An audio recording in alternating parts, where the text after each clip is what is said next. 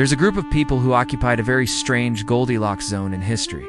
Too young to be cynical Gen Xers, but too old to be digital native millennials.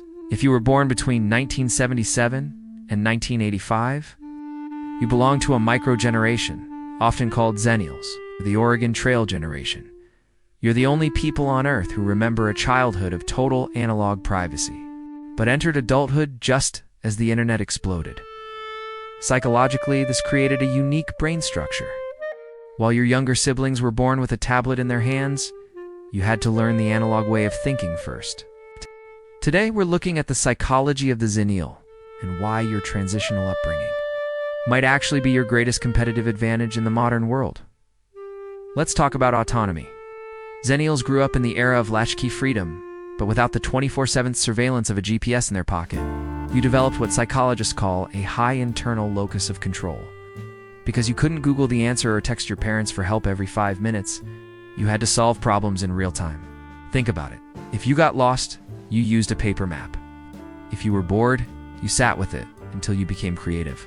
This analog childhood hardwired your brain for patience and deep focus, skills that are becoming increasingly rare in a world of 15-second TikToks.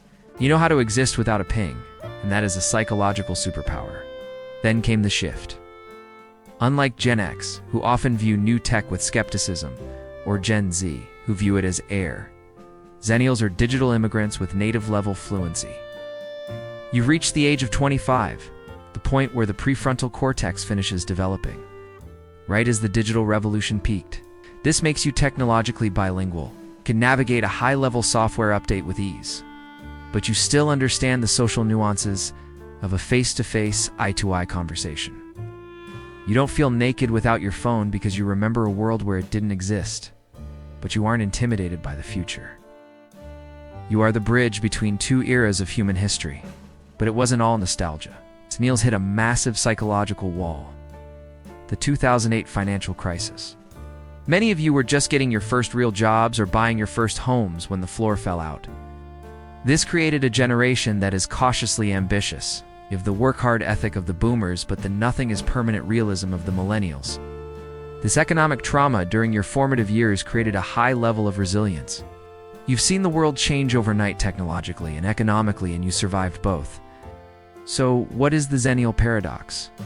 It's the ability to hold two worlds in your head at once.